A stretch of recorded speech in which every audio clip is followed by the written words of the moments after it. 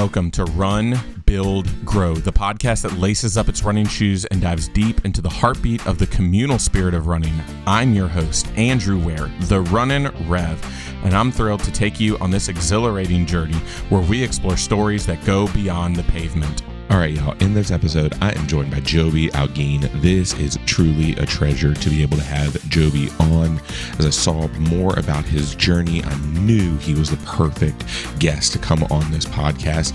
And we talk about all sorts of things as we get together and talk about what it was like for him to move from Arkansas to Portland, to come into new running clubs, all towards bringing his identity to the running community, who he is, and being his authentic self. And y'all, this is a great conversation that you are not going to want to miss. But before we get into it, I'd like to shout out my partnership with Lucky Road Run Shop. Are you ready to run strong and feel great doing it? At Lucky Road Run Shop, they specialize in making every runner, walker, and fitness enthusiast get that perfect fit. Their trained staff takes the time to analyze your gait, your stride, and match you with the right shoe, because the right fit changes everything.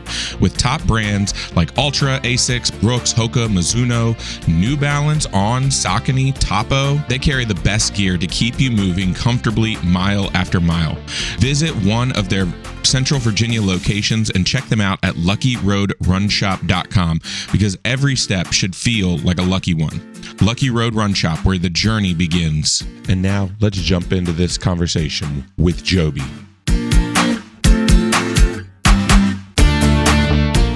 All right, welcome in, everybody.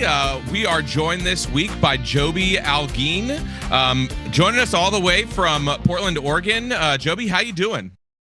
I'm doing all right. Thanks for asking. How you doing? Yeah. I can't complain right now. All of our snow is melted, so maybe we can finally get back to some not slick runs out here on the East Coast. But yeah, so let's start out where I always like to start out with these conversations. Joby, what is your community, and what makes your community awesome? Oof, excellent question. My community, oof. Well, I'm still trying to figure that one out. I'm relatively new to Portland. My spouse and I moved here Christmas week of 2024, 23. Sorry about that. I'm still trying to figure that out. I did find a run club here, an athletic club, the J-Back Jacuzzi Boys. Hello, everyone. I'm still trying to figure that out. Back in Arkansas before we moved here, I did have an actual community that wasn't it more from like a running perspective to an actual family. Back in Arkansas, Fayetteville, Arkansas. Shout out to Columbus House Running Club. I'm still kind of trying to figure out the community here. It's very diverse. With a lot of running clubs. But yeah, I'm still trying to figure that out.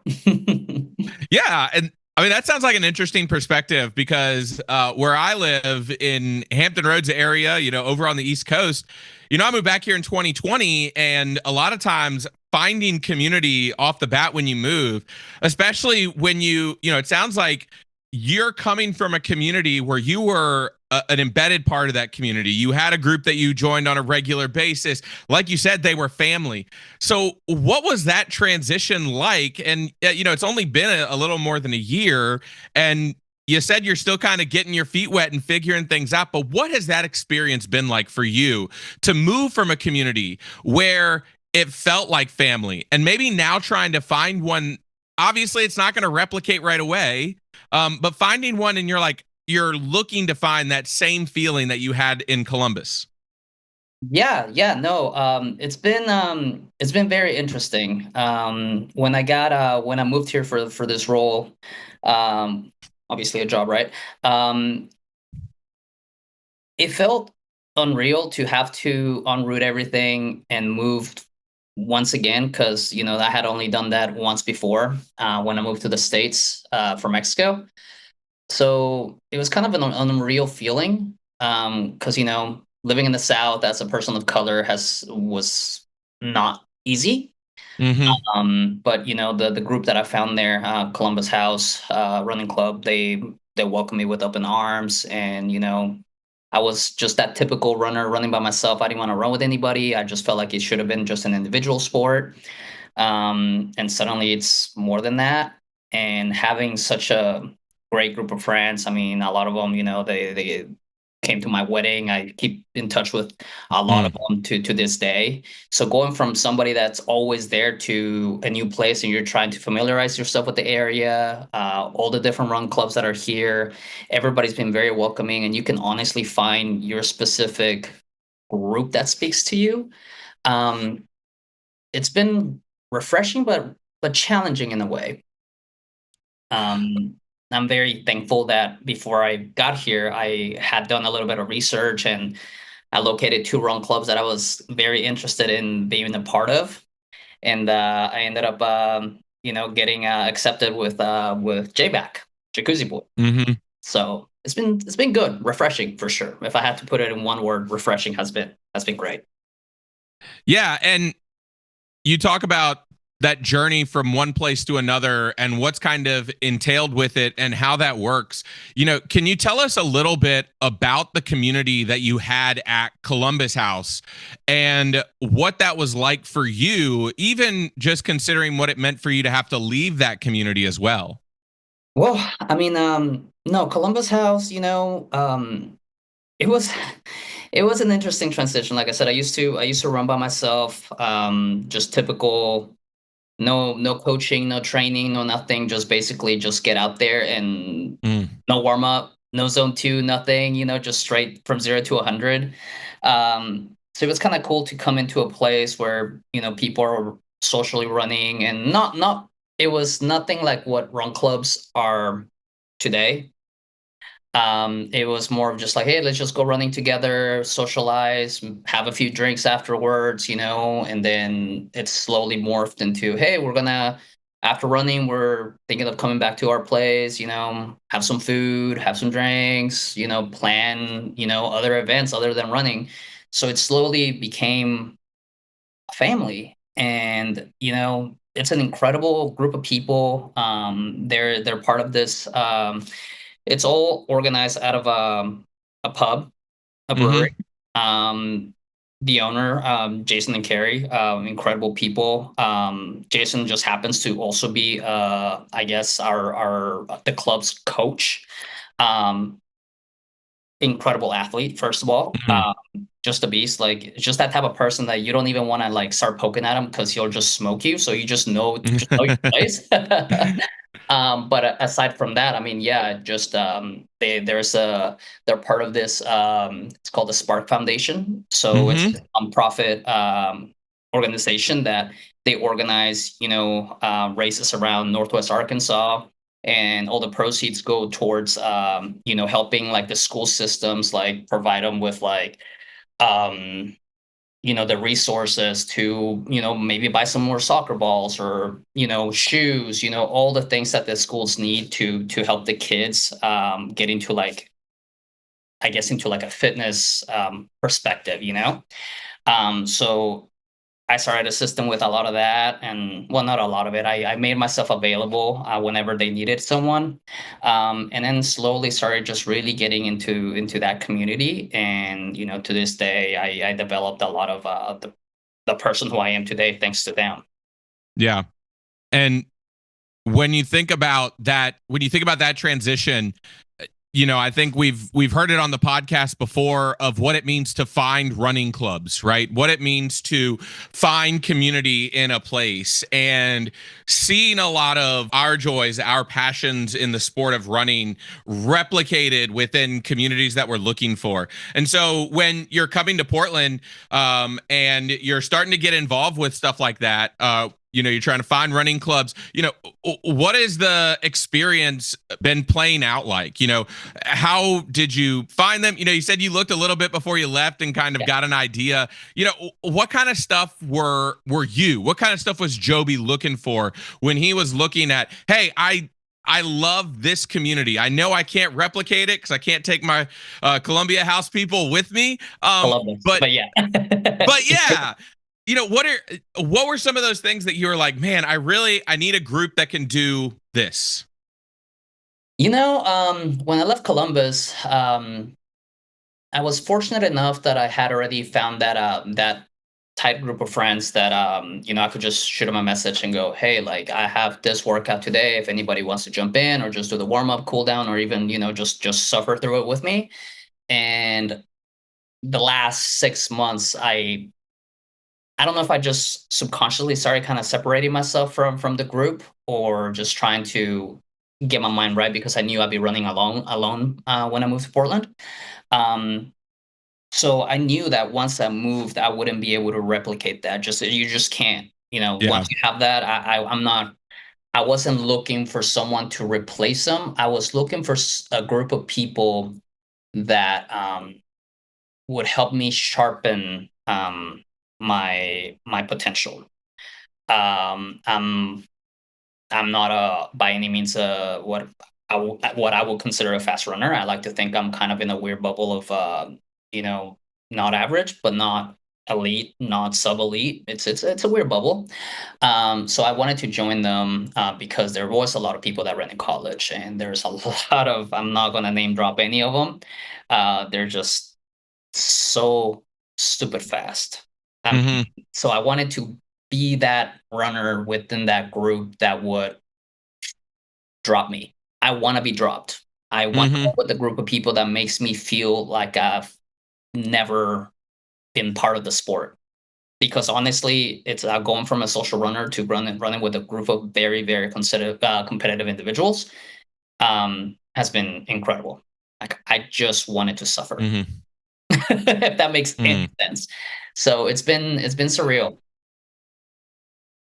Yeah, and I mean, I think that there's always, we've talked about this aspect of, the social run clubs, of getting together where it's not all about running, and hearing, and even being involved in different groups around my area where they focus on some of the faster runners, and, maybe getting the most out of people, kind of where all that sits. What are some of the aspects that get carried into that space that also exists within the social run club scene, where it is a little bit more about, maybe what we like to call like the party pace, and stuff like that? Because the fallacy can be thinking that, okay, this is just a bunch of, just super fast, competitive, we might even think like egotistical folks. But in a lot of ways, I think, from my experiences with a lot of these faster folks, not, I mean, I don't know, Eddie, that are running with you, but even knowing some of these like professional teams that, collect themselves around like elite running, it's nothing without that social aspect, right? No, absolutely. I think, and I don't know if anybody's touched this point, but pre-pandemic run clubs and post-pandemic run clubs Oh, are completely different. totally.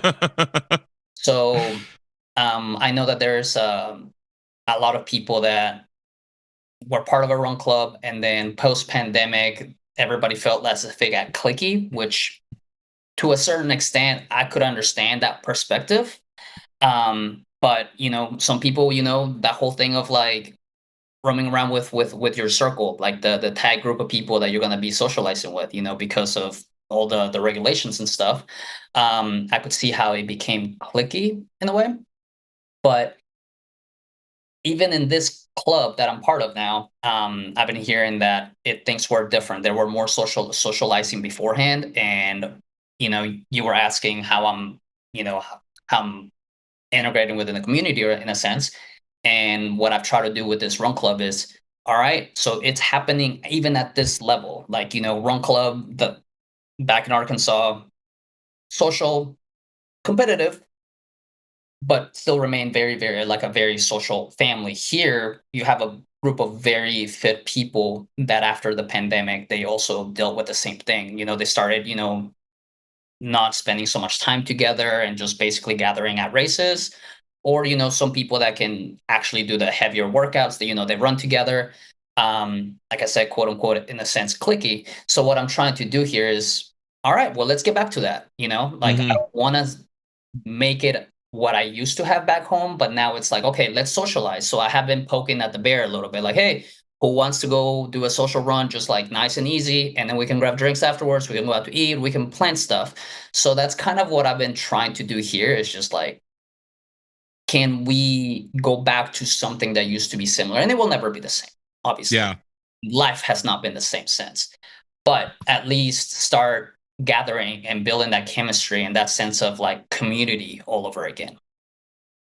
And I'm wondering what that's been like for your running journey, right? Because it seems in a lot of ways that there is for you that balance of the I want to see what my body can do, right? I want to do the best that Joby can do, and I want to have fun doing it, right?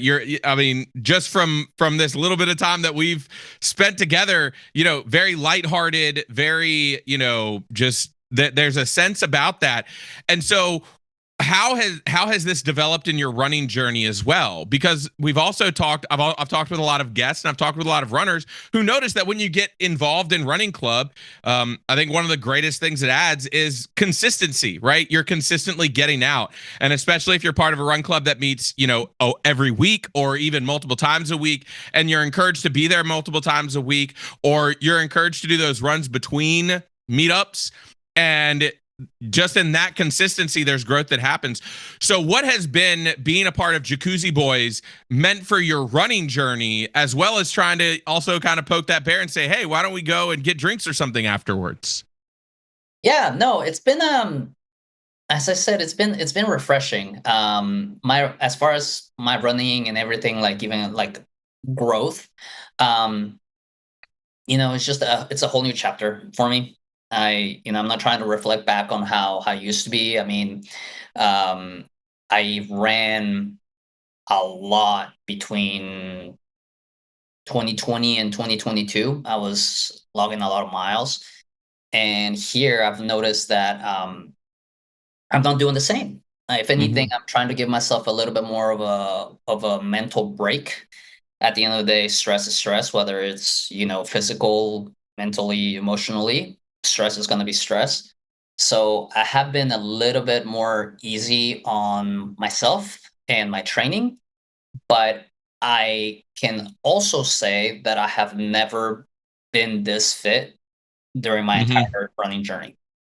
And I'm not sure if that has anything to do with the climate here, because Portland, it's raining 9 months out of the year. Yeah. um, and not the same rain that I was dealing with back home. This is just a never-ending drizzle. Um, and here it's kind of dry. People say that it's humid. Arkansas is humid. That's like city, which I kind of miss. So now that I'm running here, I'm running a lot more. Like, even though I'm saying that I'm not as consistent, I'm talking miles wise. That whole like, oh, I need to hit this many miles this year.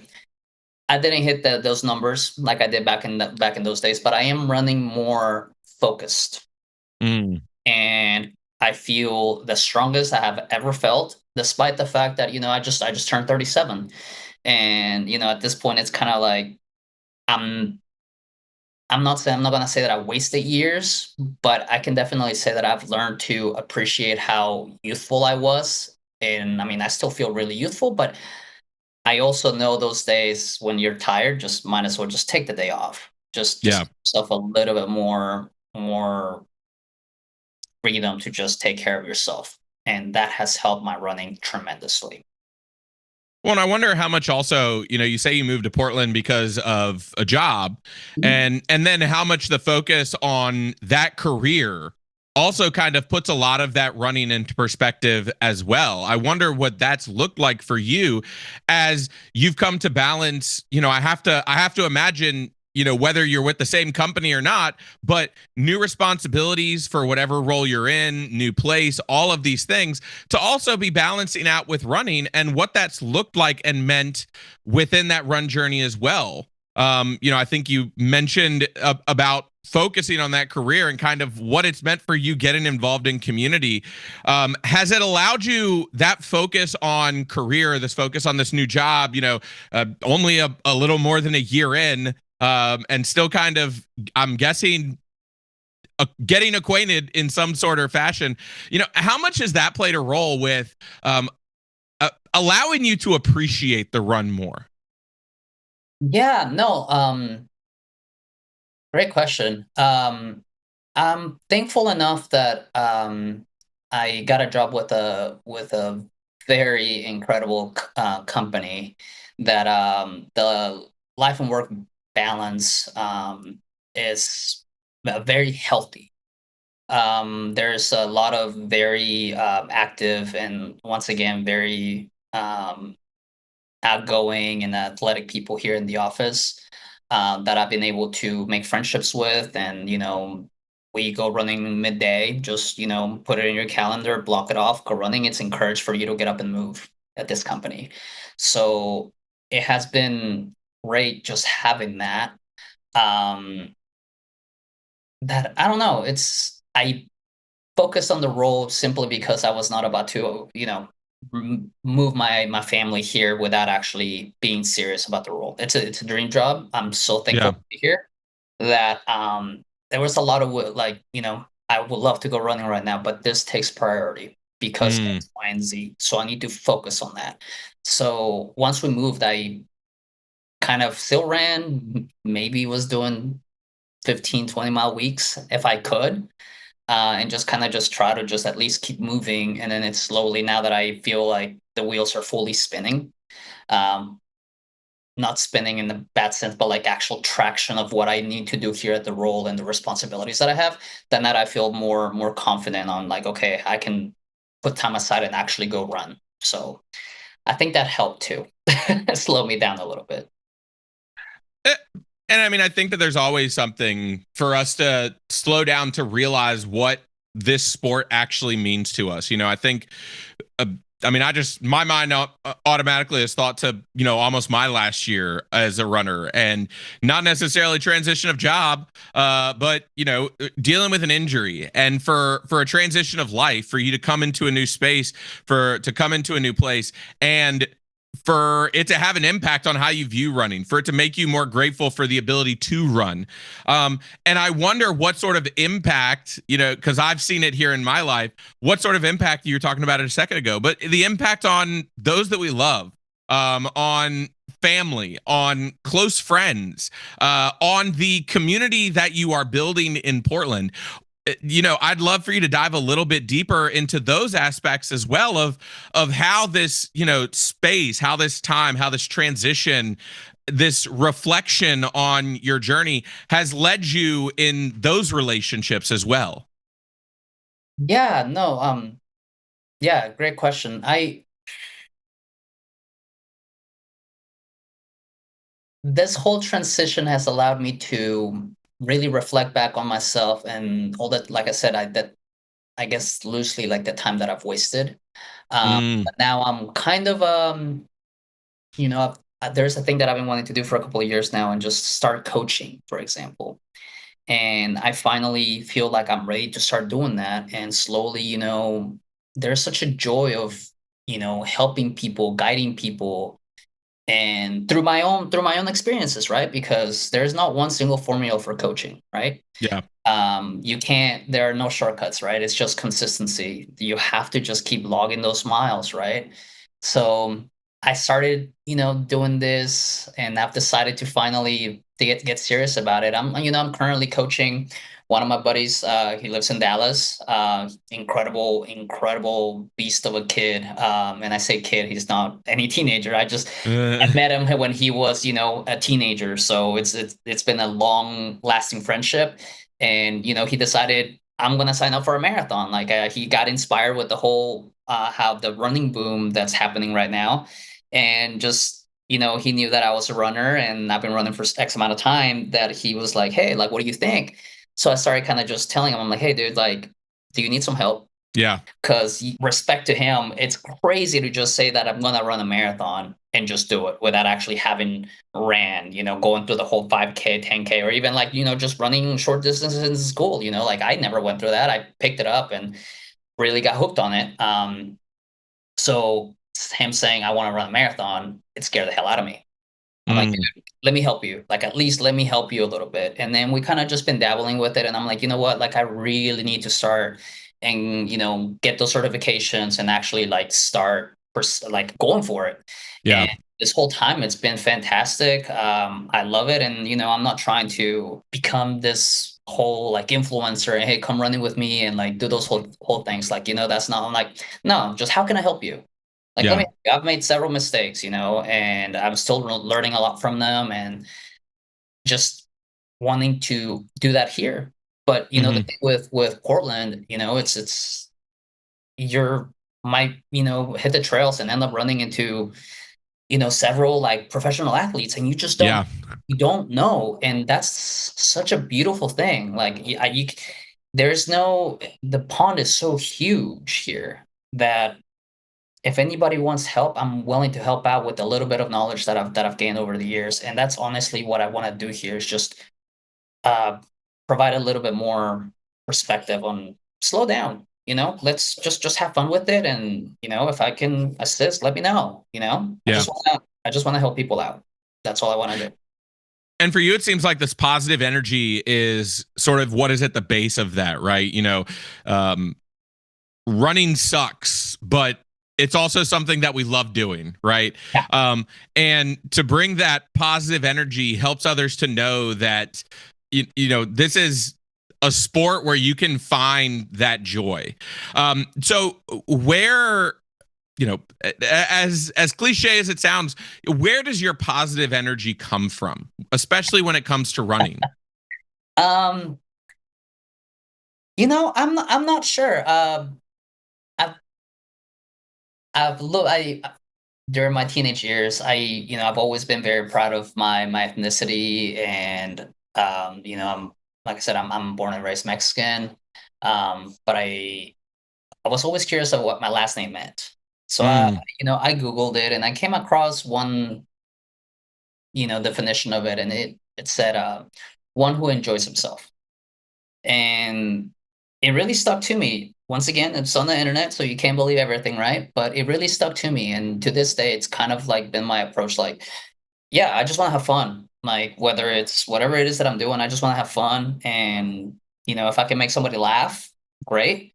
If not, if they'll probably look at me like I'm crazy, and I am a little crazy. Like my mind works in such a interesting way. I can even say interesting.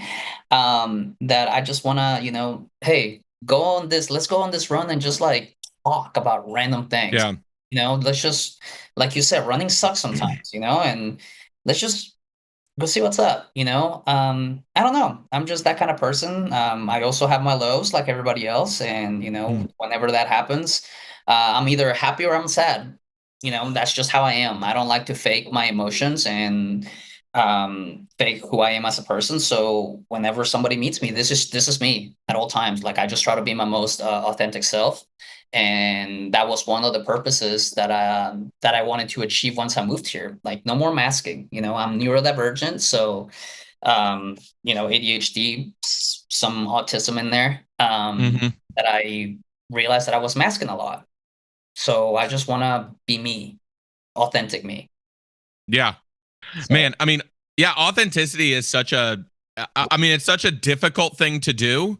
But there's such an importance behind it because, you know, as someone who also is neurodivergent, the idea of masking is like one of my it's one of my biggest fears because I always feel like it's it's something that theoretically I should be able to control. But a lot of times you don't even think about it. But to not feel the need to mask also comes with accepting who you are. And you talk a lot about yourself. You talk a lot about where you're from. You talk a lot about your roots. You talk a lot about your heritage. You know, and in a lot of ways, sometimes in the running community, we can be terrible when it comes to that sort of authenticity.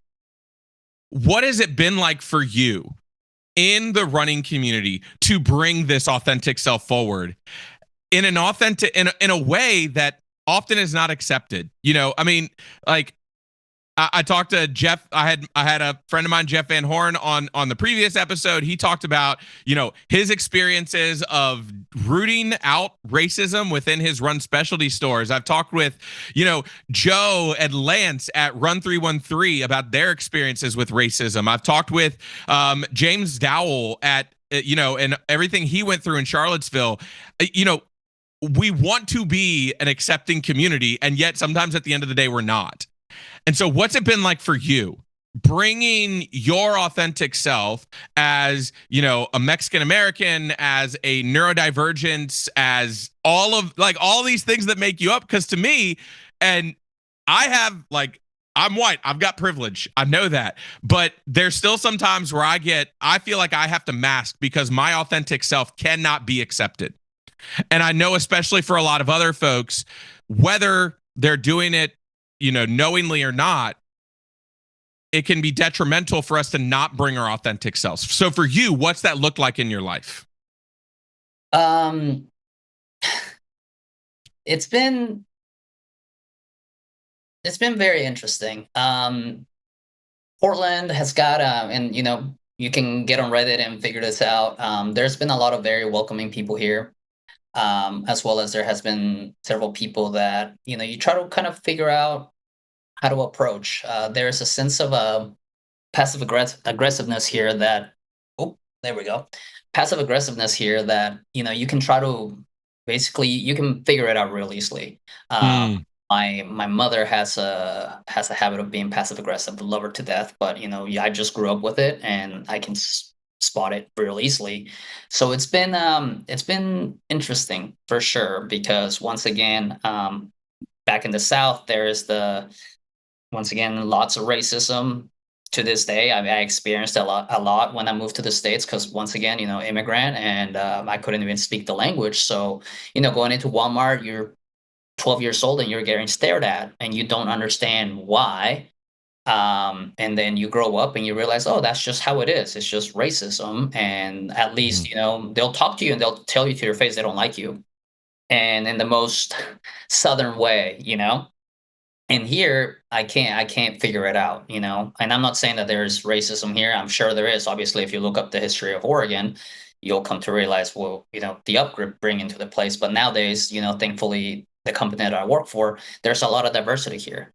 And you know, they're still pushing to, you know, keep their DEI programs and stuff. So I'd rather see it in my face than be double guessing, second guessing, you know, somebody has a different agenda. But when it comes to me and being my authentic self here as an immigrant, I'm non-apologetic. Like, I'm, you know, if you like me, great. If you don't like me, that's fantastic too. Like, I'm new here, so it holds you wanting to be part of my friends group or not. It doesn't matter to me, you know. Like, I could. It's a quality issue, not a quantity issue. So it's been interesting. If I had to say one word, I would have to say it's interesting. But so far, I just celebrated a birthday, and we decided to do a pub run. And we hit up, you know, 8 different spots, started running at 3. And it was that tight group of people that came. It meant the world to me because they've accepted me. And once again, I just got to be my authentic self. So I'm finding those people. I'm finding the right community, the right people, and the ones that just don't want to be part of it. That's okay too. Like, there's no disrespect to them, you know? Just gotta have self-respect, I guess. Well, and you know, I think, like, sometimes it feels like it shouldn't be your responsibility to have to do that, and yet, unfortunately, that is the society we live in. And as we continue to learn and grow together, I find the perspective of having that group of folks who is accepting of you, who are including, who are a part of that journey as well. You know, as you've been important, and you talk about it, and you talk about, that difference. How much of that was there in Arkansas, and how much did you learn while you were down there that's maybe helped you be more authentic, bring your full self forward, and be that person that you are here in this community? Yeah, no, I honestly, I'll never forget the day. I was running with my buddy Tyler. We were doing a long run early in the morning, and we were running this trail going to this lake, and we ran past this older gentleman, and this individual just kind of gave me this glare, this very Mm. specific glare.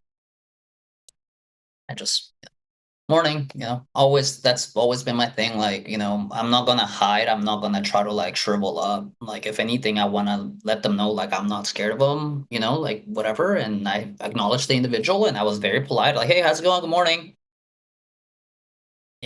Nothing happened. We keep running. And then I kind of just in a very calm tone, I was just like, did you pick up on that, Tyler? Mm. Like, yeah, did you know that guy? And I'm like, nope. And he goes, what the fuck was that all about? And I'm like, that's just how it is, dude. That's just how it is. And we kept running. But that always stuck out to me of just how subtle certain things can be that I don't know. I don't have to hide. I'm not gonna hide. I'm not scared. I was undocumented for several years of my life. I was a former DACA recipient. I'm legal here. I'm a permanent resident now, and I'm going through the process of becoming a citizen here in the next couple of months. That Awesome. Yeah, that I'm just like I don't need to hide. I've lived that life, and I can't stand what's happening right now. I'm constantly waking up agitated, angry because I went through an experience at this other job that I had back in Arkansas, and I lived with the well, I lived near this guy that I gave him. His car broke down. Very very conservative guy. His dad was in the military, and we became friends at work. And he needed a ride to the office, and we were just slowly kind of building this relationship. And he was telling me how he was very leaning right. And and we just started having an adult conversation about it, and then slowly built up to the whole immigration situation and how they need to be removed from the country, this and that. And I finally had enough, and I basically told him, I'm like, those people that you're talking about, that's me. Mm. I am currently working on a work, like I have a work permit. I am a Mm. DACA recipient. Those people that you're talking about, they are me. And the look on his face was just he was floored. He's like, "What do you mean?" And I'm like, "I am one of those people that you're talking about. That they're a parasite. That is me." No, no, no, no, but that's not fair. You should totally. You're part of us. Like you're part of the community. You are an American. And I'm like, according to who? To you? You didn't even know that. Yeah. Like, well, you've always acted like one. And I'm like, because I am here. One little piece of paper is not going to change anything. I've absorbed. I'm part of it. It's the melting pot. But the fact, one little piece of paper, like, dude, no one's illegal on stolen land, first of all. Mhm. So I went through this whole loop of having him understand that I'm that same person that he's complaining about is just me. It's me. So don't put us all under one. Yes, there are people that do bad things, and yes, they should not be here for that. But all the people that they're getting rid of under this umbrella of, oh, they're criminals, they're getting rid of a lot of people that should be allowed to be here. That Mm. they could be someone's teacher, it could be someone's neighbor, it could just be, your kid's best friend, the whole family, and to experience all of that, like to this day, just really agitates me because it's not they'll that group of people will never understand it until it's somebody really close to them. That's when they actually see, well, you should be here, you should be allowed to be here. Well, yeah, so does that person. They're Yeah. contributing. They're a good part of the community. Well, I think one of the again, like you hit the nail right on the head. There is, I wonder how much of that is community experience, and for you, I have to imagine that that's one of the reasons that I mean, well, I guess I mean I don't even need to assume, but you mentioned earlier it's one of the reasons you're your authentic self in community, and especially in the running community for you. I mean, we can talk about the broader community. I love the perspective that running community can be sort of a gateway to the broader community, especially when we see the way that run clubs run groups. I mentioned this with Run 313. There is, I'm going to go out on a limb and say there's nobody in the city of Detroit that understands those streets better than those runners who are running them all of the time. And same thing for me. There are probably very few people who understand the streets of Portsmouth here in Virginia better than the run club that I'm a part of that runs the streets of Portsmouth and Western Branch Chesapeake, because we're there. We're running on the roads. We get angry when somebody almost hits us with their car. We feel bad when we see, rundown buildings, boarded up businesses, things like that hits us as much as it hits local residents. And we see that and we experience it. For you, I might kind of close this out and saying, like, how do you think that running communities, right? We started out with, turning these, maybe sub elite, whatever it is, finding those social aspects. For you, how can running community, how can run clubs, what's the role that you see them filling in this sort of conversation here?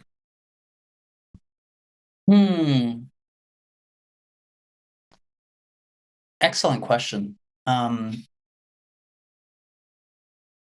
I think run clubs, a lot of people, I don't know. I know that there's a huge sense of like a run club being kind of a place where a lot of kids, younger kids, are going there to find, a significant other, a little fling here or two. And there's also the group of people that are going there because they're training for a race,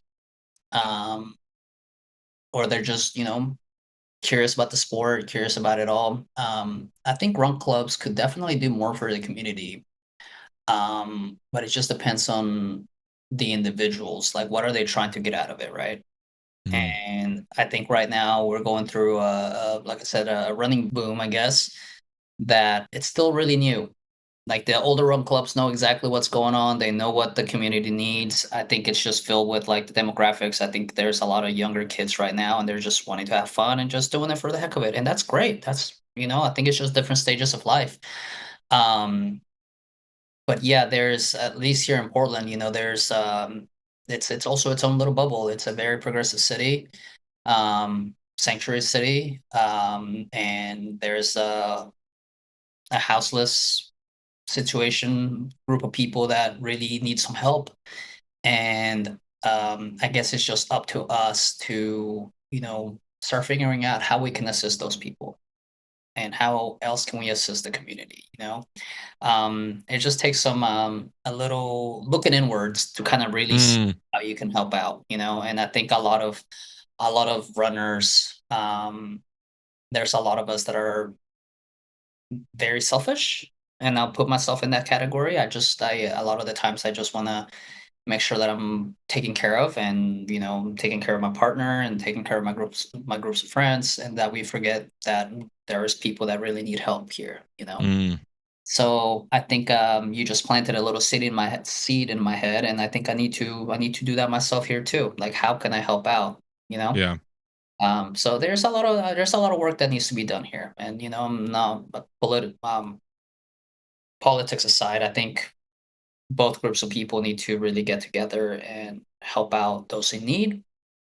And there's a sense of morality there that we really need to quit pointing at each other and try to assist, because things are a little crazy right now. That we really need Yeah. to get together and really figure this out. You just made me think about, the rooms that sometimes we runners are in. I think about my local, not the local club that I lead, you know, the little small one out of a brewery, but our local USATF club and like the leaders of that club and folks who are directing races. I mean, we are meeting with city planners, city organizers, police departments. Like we're forming relationships with a lot of these people. And your comment just made me think, I'm like, man, like I wonder like what could we be doing? Because I'm always thinking one of the big reasons to gather together into community is to show that community means something, right? Whether it doesn't matter, politics aside and everything like that. Like if we can sit down, we can enjoy a social time together. In a lot of ways, it feels like to me, kind of like your story with that gentleman. It's like, you know, he sees you, he knows you, and but you're like, hey, that's me. And it changes that perspective, or at least offers him a perspective that maybe he hadn't realized before. And it makes me consider in that way, especially when, you know, we're practicing community together, we're sharing these miles together, we're doing these things together, but we're also participating in races together. Or in some ways, we're planning races, we're organizing races, we're putting events together. You know, I've talked with folks who work with brands and ensuring that brands have, you know, representation for what, hey, this is what the running community looks like, and how important that becomes. And, you know, I think it's placed you in an interesting situation where you've gone from one community to another community. You've kind of become a part and are interjecting yourself in the Portland community, and you have that experience not just from what you've experienced in your time in Portland, but your time in Arkansas, your time in Mexico, and bringing all of these communities together, and how that sort of story begins to blend itself as we live into community. Oh, absolutely, absolutely. And there's this club that I've been wanting to go check out for a while. They gather on Thursdays, if I'm not mistaken, and I just haven't had the time. I haven't given myself the time to go check it out. But there's, like I said, there's a lot of run clubs here. There's a lot. Yeah. You can really find yourself that base, that like foundation, that group of people, that your pillars that can really help you. Like I said, though, I just kind of focused on finding that group of people that can help me get to the next level with my running. But I do need to also start diving in a little bit more with the community. That's for sure. That's for sure. Awesome. I mean, Joby, this is great conversation, and the kind of conversation that I think makes our community stronger, not just running community, but I think, you know, whether we look, you know, within our local communities, and that's where a lot of this work happens. But let's hop into these end of podcast questions here and learn a little bit more about Joby the runner. Joby, do you like speed runs or long runs? Ooh, great question.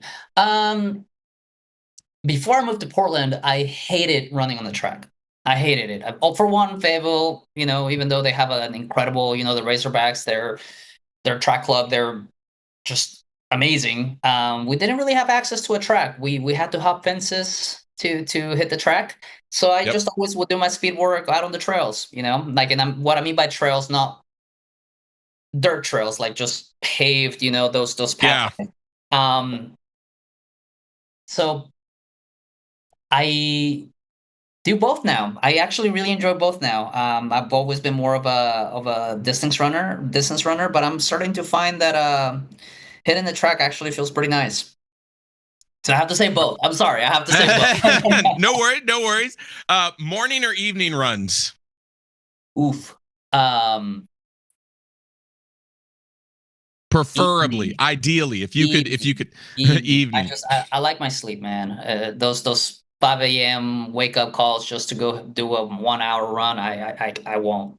Nope. But I know you'll understand this, you know, having lived in Arkansas, when that summer humidity comes in. Yeah. No, I remember I'd have to wake up during the summer when I was marathon training at the time.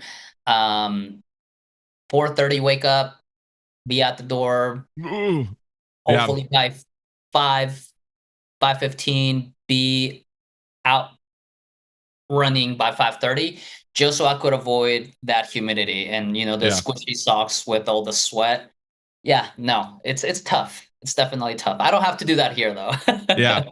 See, I'll admit I'm a morning runner, but I'm like a reasonable hour morning runner. Like give me like a good like 8 a.m. run, and that's like my golden time.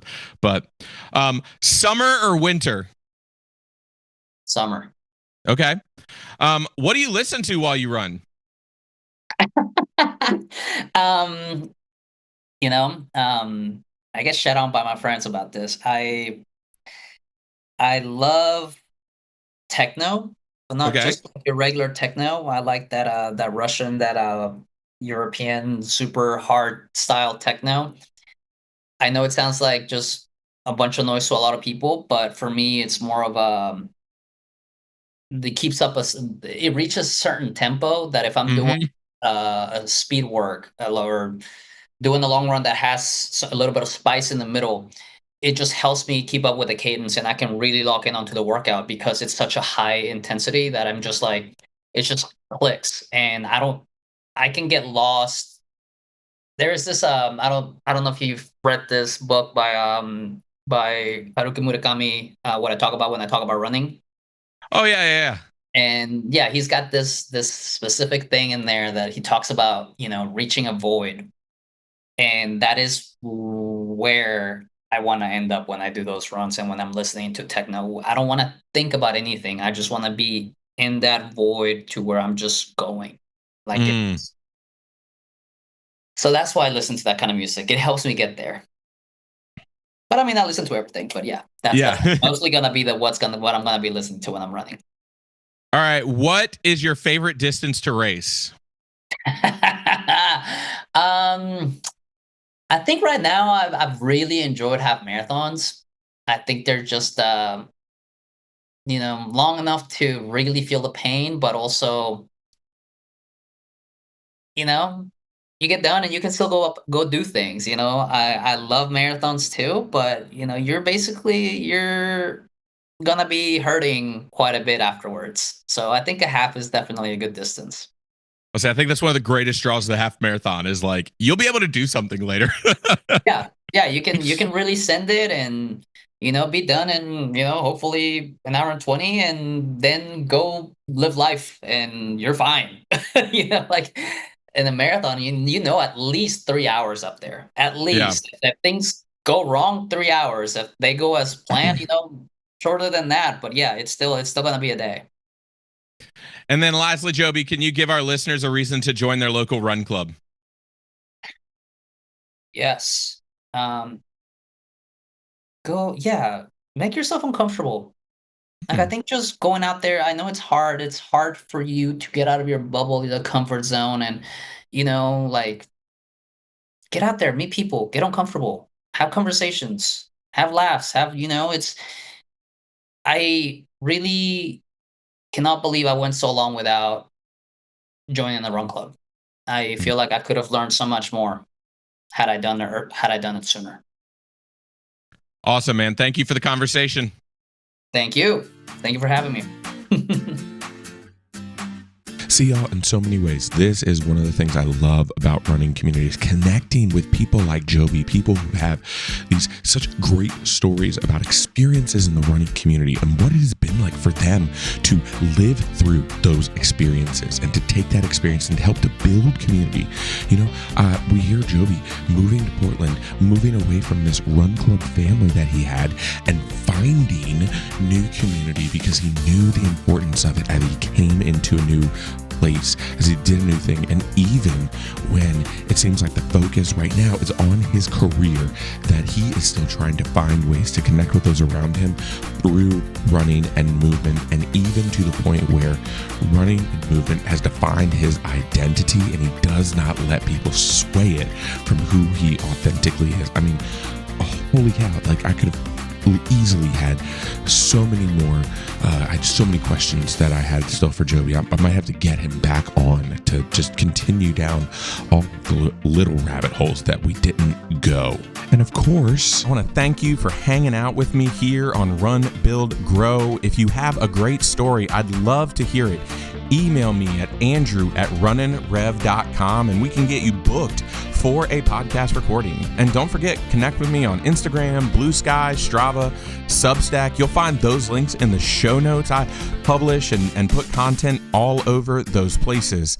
You know, if today's episode gave you a spark, don't forget to follow and subscribe wherever you listen to your podcasts, or head over to runbuildgrow.com to catch every podcast. You can go back and listen to the catalog, and even if you subscribe, have future episodes just automatically pop up in your feed.